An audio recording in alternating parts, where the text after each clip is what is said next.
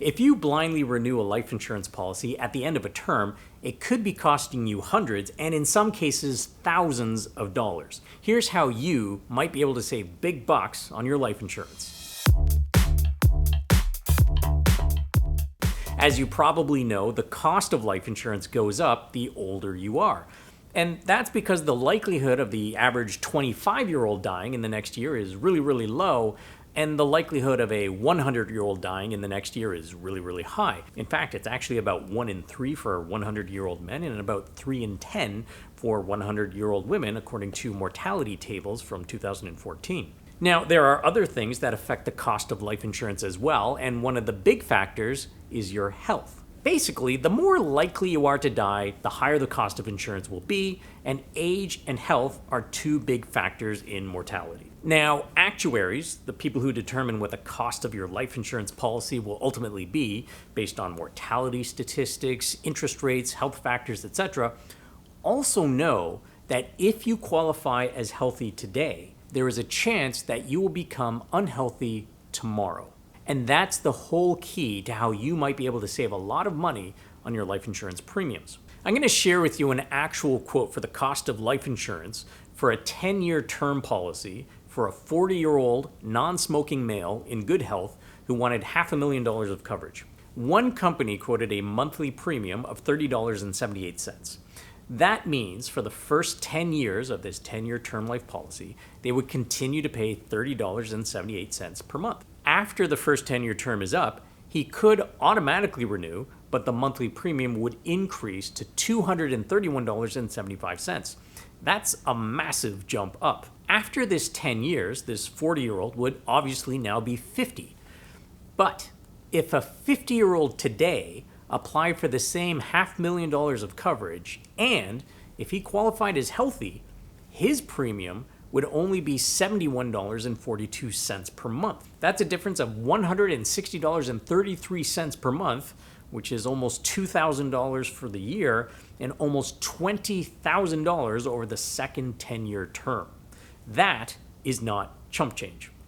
So, why the massive discrepancy? Here is the info that could save you a lot of money. Life insurance companies use two different sets of mortality tables when pricing life policies. A select mortality table factors in your specific level of health, which is obtained after taking a medical assessment when you apply for the policy. So they know exactly how healthy you are today. The select mortality table is only used to price the insurance for the first term. For every term after that, the policy is priced using what is called the ultimate mortality table.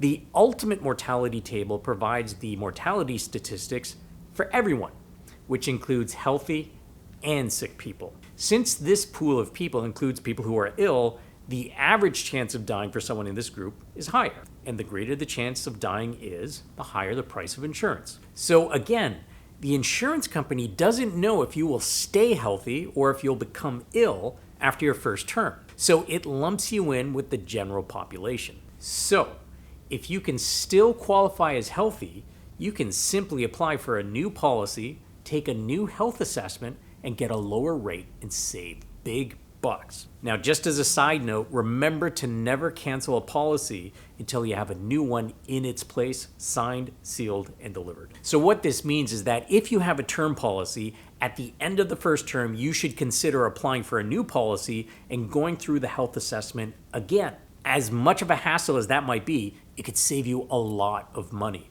If it turns out that you're unhealthy, of course this is bad news, but from the context of your insurance coverage, you'll want to keep your existing policy. Even though the premiums will jump up in the next term, unfortunately, the chance of you collecting early on this policy has also gone up. You may also want to go over your options in terms of converting your policy into a permanent policy. Most term life policies are sold with a guaranteed conversion provision, and what this means is that you could convert it into a permanent policy anytime. I'll explain the difference between temporary or term life insurance versus permanent life insurance in another video, but for now, if you become unhealthy, you'll want to explore that option to see if it makes sense to use. Let us know down in the comments section if you have life insurance, and if you could, share why you got it and how you determine how much you need it. I'm going to put together an explainer video on life insurance in the future, and I think you're going to like that one. I'm really going to break it down so that you can understand the rationale for determining the right amount of coverage for different situations. Don't forget to like, subscribe, and turn on notifications for future videos. And as always, thank you for watching.